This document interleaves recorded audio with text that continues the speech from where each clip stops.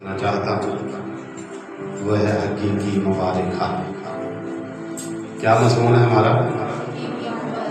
सब बोले हकीकी मुबारक खाली। यहाँ पर हम ये देखते हैं कि मुबारक खाली का जिक्र किया गया है और फिर ये कहा गया कि हकीकी मुबारक खाली क्या है। मेरे जैसा दुनिया में रहते हुए हम ये देखते हैं कि जिसको खुदा ने तरह तरह की बरकत दे रखी है, हम ये देखते हैं कि उसको कहते हैं कि ये शख्स बहुत मुबारक है, इनकी खुशहाल जिसको खुदा ने हर बरकत हर नेमत यानी जिंदगी गुजारने की हर नेमत दे रखी है, माला दौला दे रखा है। हम ये समझते हैं कि ये शख्स खुशहाल है। याद रखिए, दौलत इज्जत बरकत ये खुदा की तरफ से। कलाम मुकद्दस में हम देखते हैं कि खुदा का बंदा सुलेमान जब तख्त नशीन होता है, यानी कि जब वो बादशाह बनता है अपने बाप की जगह पर, जब वो बादशाह बनता है तो बेशुमार कुर्बानियां खुदा के हुज़ूर पेश करते हैं। और जब वो कुर्बानियां खुदा के हुज़ूर पेश करता है तो याद रखें कि कलाम मुकद्दस में लिखा है कि खुदा उस पर साहर होता है, उसे कहता है कि मांग मैं तुझे क्या।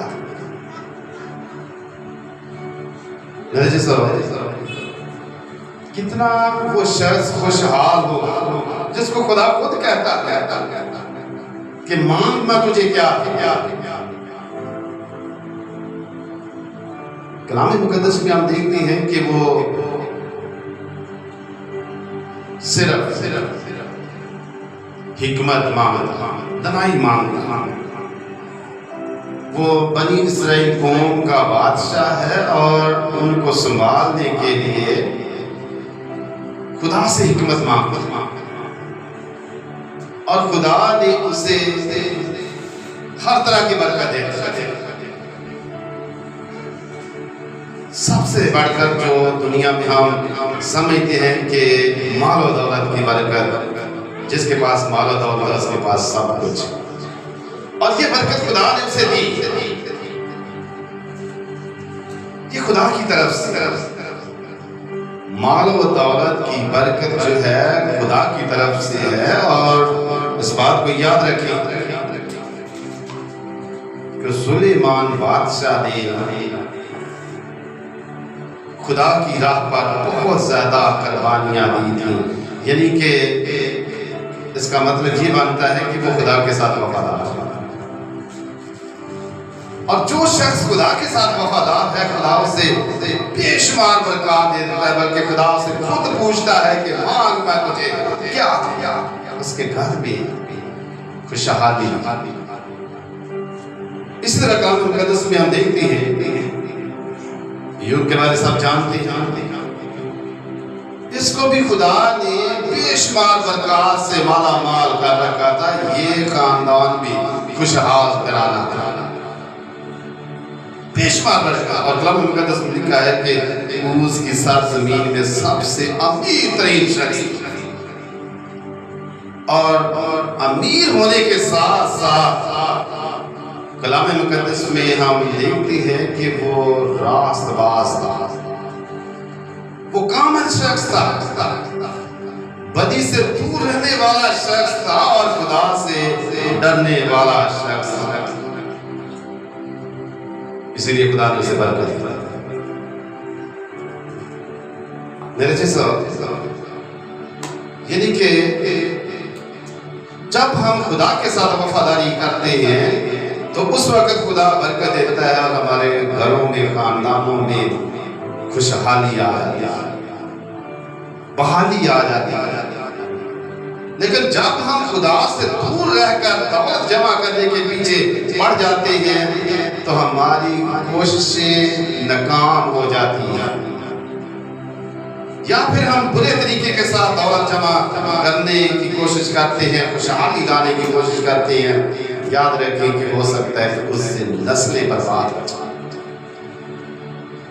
मेरे चीज़ बरकत वही है जो खुदा देता है, खुशहाली वही है जब खुदा हमारे खानदानों में हमारी जिंदगी में लाता है, वही खुशहाली। अमीर आदमी की और गरीब दासी की कहानी सब जानते हैं। अमीर आदमी के घर में सब कुछ था और कलाम मुकद्दस में लिखा है कि वो हर रोज कतानी कपड़ा पहनता था, कीमती कपड़ा या सूती कपड़ा पहनता था, हर रोज का ये उसका काम था। यानी कि उसके घर में खुशहाली था। लेकिन याद रखें कि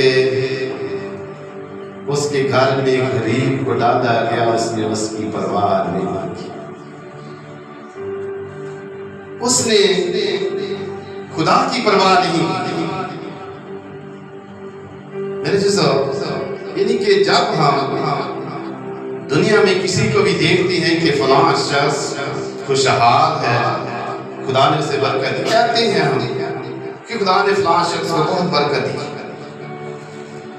मेरे चीज़ अगर हम ये समझते हैं कि वो ईमानदार शख्स है तो जरूर कहेंगे कि वो खुदा से डरने वाला शख्स, इसलिए खुदा ने उसे बरकत दी। अगर उसने हेरा फेरी के साथ दौलत जमा की होगी तो हम साथ ये भी कह देते हैं और उसने कौन सा अच्छा काम किया है, किस अच्छे तरीके के साथ उसने दौलत जमा की। लेकिन है खुशहाल।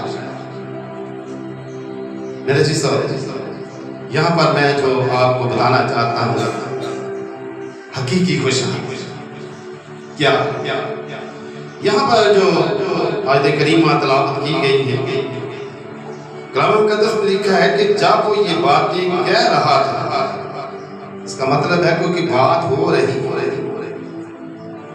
यानी कि खुदावंद यीशु मसीह जब बातें कह रहा था, यानी कि कोई बात पीछे हो रही है तो उस वक्त एक औरत बोलती है, पुकार उठी है।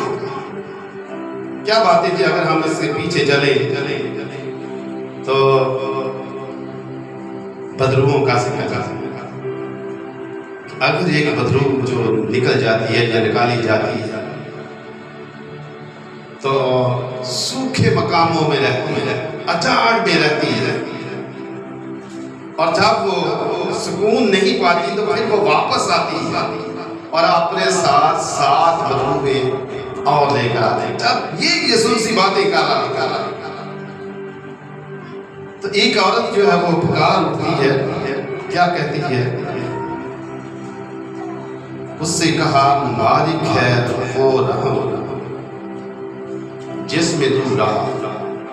यानी कि यीशु मसीह को वो औरत कह रही है कि मुबारक है वो रहम जिसमें तू रहा। माँ के पेट, यानी कि वो औरत जो है वो खुदावंद यीशु मसीह को मुबारक कह रही है, उस रहम को मुबारक कह रही है जिसमें खुदावंद यीशु मसीह रहा। क्यों वो कहती है? क्योंकि खुदावंद यीशु मसीह अजीब अजीब मोज़ात करता है और अजीब तरीके के साथ कलाम करता और लोग सुनते हैं, हैरान होते हैं, ताज्जुब हो करते हैं कि ये कैसा कलाम कर रहा है, ये तो बड़े बड़े मोज़े कर रहा है। इसलिए वो औरत ये कहती है कि मुबारक है वो रहम जिसमें तू रहा। और इसके साथ साथ हम देखते हैं कि ये भी वो कहती है कि मुबारक है वो शादियां जो तूने चूसी। यानी कि ये एक औरत के अल्फाज हैं कि मुबारक है वो रहम जिसमें तू रहा और मुबारक है वो शादियां जो तूने चूसी है। खुदावंद यीशु मसीह का क्या जवाब जब वो औरत यीशु मसीह के बारे कह रही है कि मुबारक है वो रहम जिसमें तू रहा, वो शादियां मुबारक है जो तूने चूसी।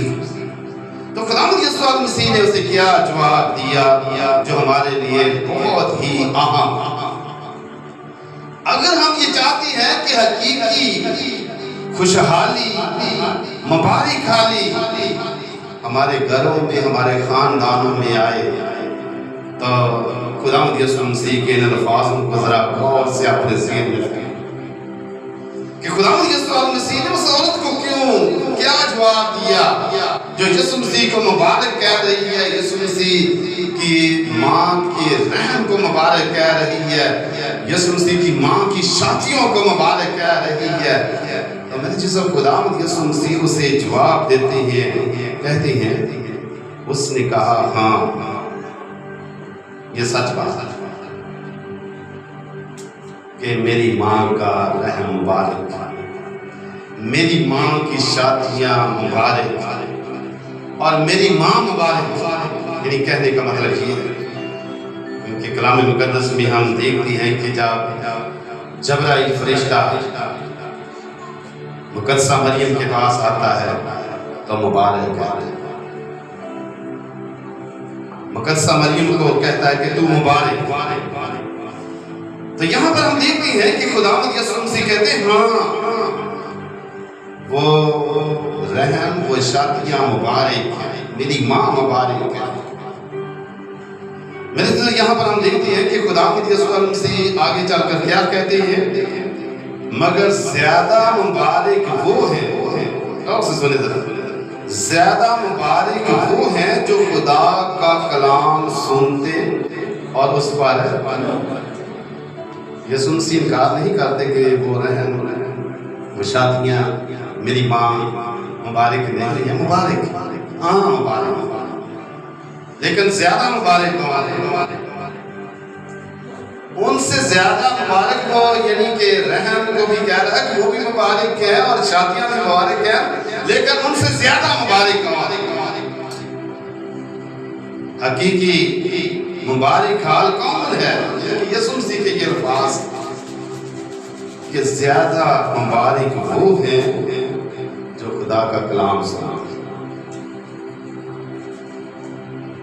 मेरे जिस कलाम मुकद्दस में खुदा का बंदा पौलुस बयान करता है कि सुनने से ईमान पैदा होता है, सुनना खुदा के, यानी कि अगर हम खुदा के कलाम को सुनते हैं तो हम मुबारक हैं। फिर कलाम मुकद्दस में लिखा है कि नबूवत की किताब का पढ़ने वाला, सुनने वाला और उस पर अमल करने वाला मुबारक। मेरे जैसा यानी कि खुदावंद यीशु मसीह ये कह रहा है कि सबसे ज्यादा मुबारक वो है, खुशहाल वो है जो खुदा के कलाम को सुनते हैं। ये हम अपनी जिंदगी की तरफ देखते हैं कि हम कितना खुदा के कलाम को सुनते हैं। पढ़ने वाला भी मुबारक है, सुनने वाला भी मुबारक है और अमल करने वाला भी मुबारक है। और हम अपनी जिंदगी में देखें कि हम कितने मुबारक, हम बाइबल मुकद्दस को, खुदा के कलाम को कितना पढ़ते हैं, कितना हम सुनते हैं या कितना हम उस पर अमल करते हैं।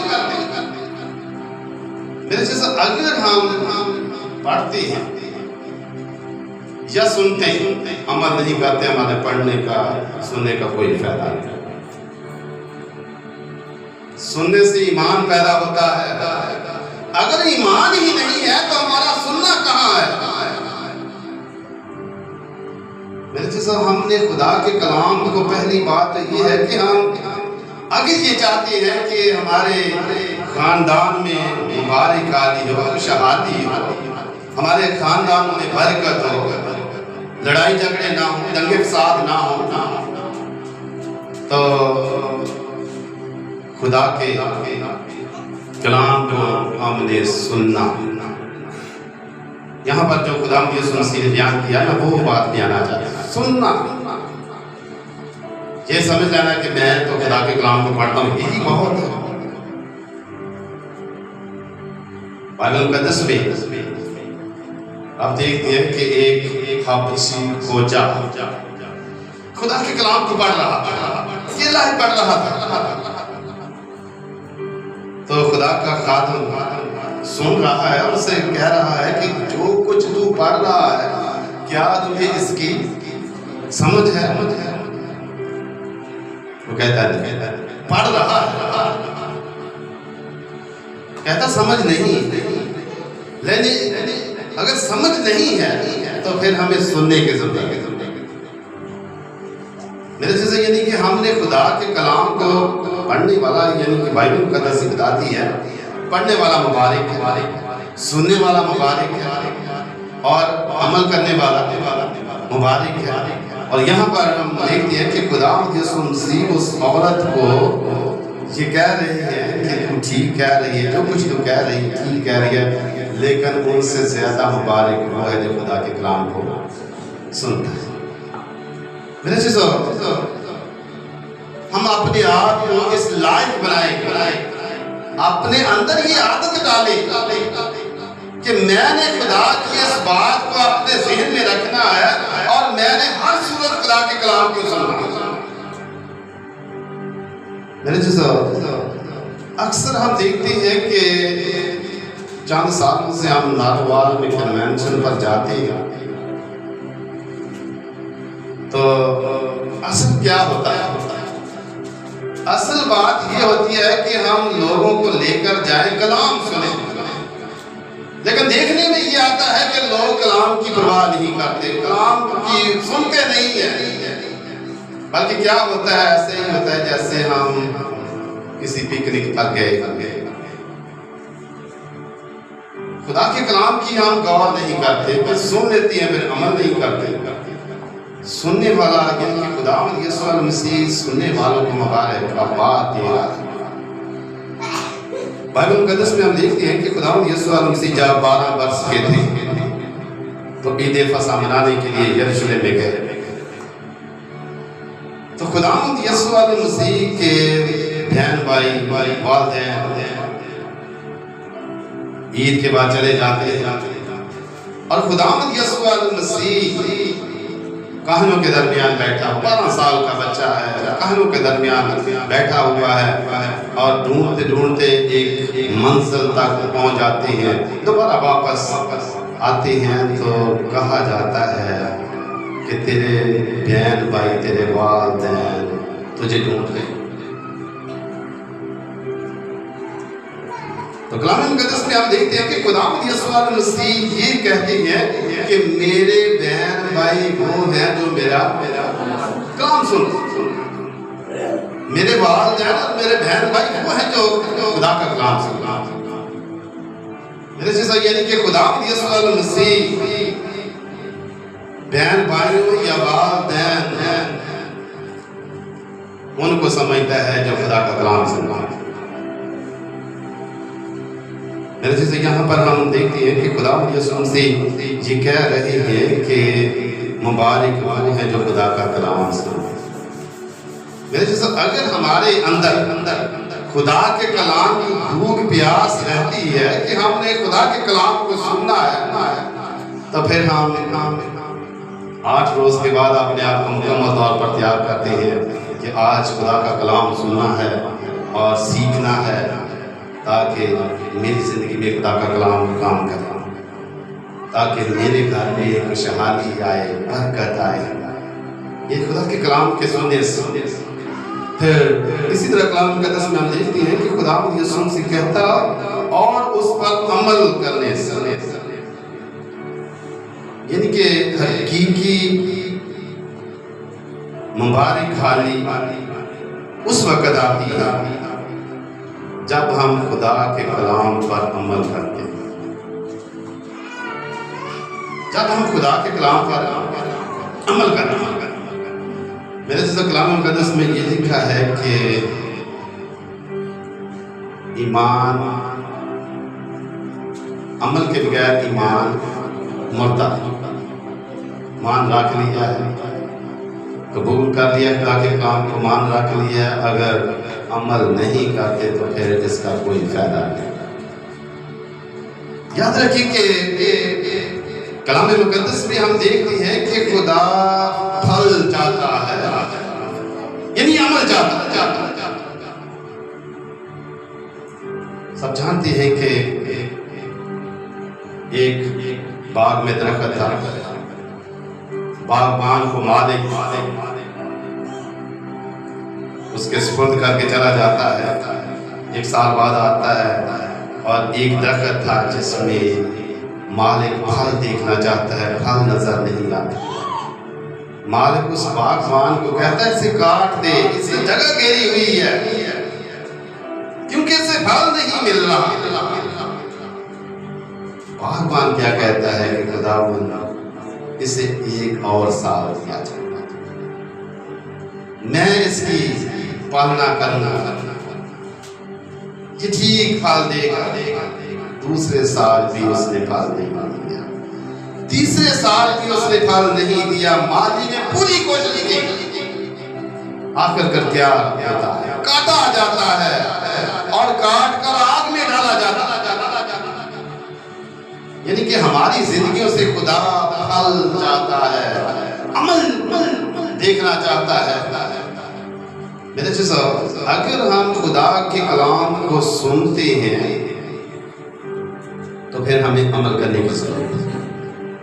जब हम खुदा के कलाम पर अमल करना शुरू कर देते हैं तो फल ज़ाहिर होते हैं, हमारे अंदर खुदा की वफादारी आ जाती है, हम खुदा में मजबूत हो जाते हैं, खुदा के साथ मस्त हो जाते हैं। जब हमारी जिंदगी में अमल जारी हो जाता है कि मैं ये काम करना है तो खुदा मुझे कहता है, जो खुदा के कलाम में लिखा मैंने ये काम करना, फिर खुशहाली, फिर बरकत, फिर घर में भी सुकून। फिर कलाम मुकद्दस में हम देखते हैं कि इस्तिस्ना की किताब उसके 27वें बाब में लिखा है कि जिस काम को भी वो हाथ लगाएगा वो बाबरकत, वो अंदर जाते वक्त भी बाबरकत और बाहर जाते वक्त भी बाबरकत।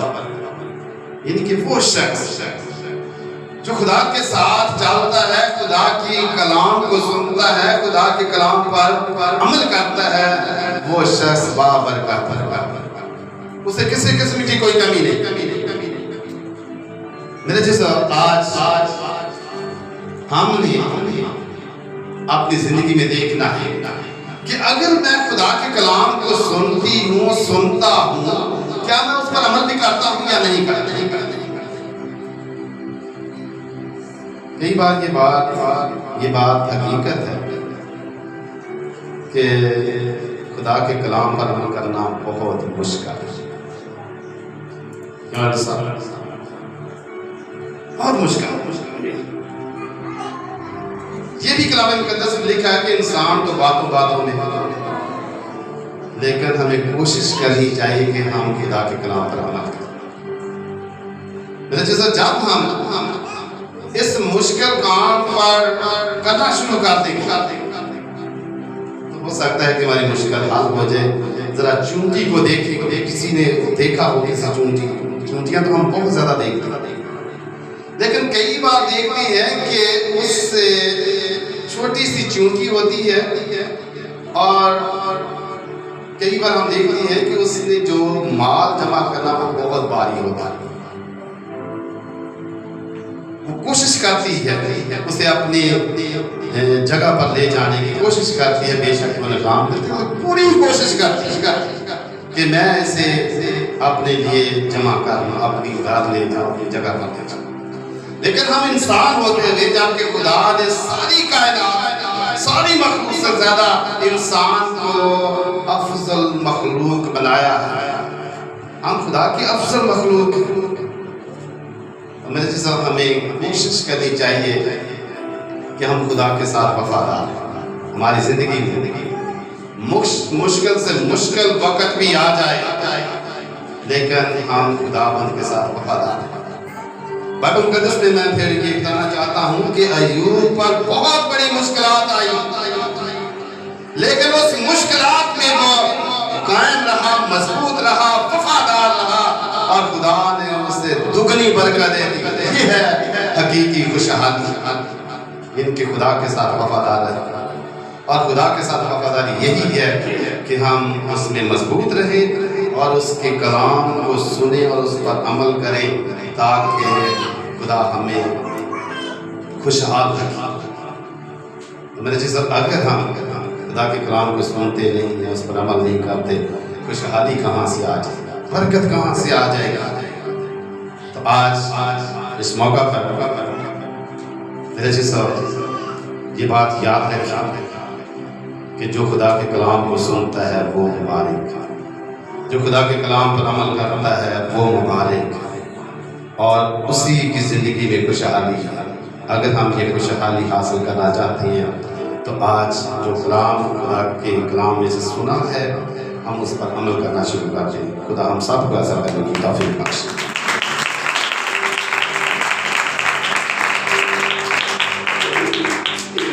आइए हम सब अपने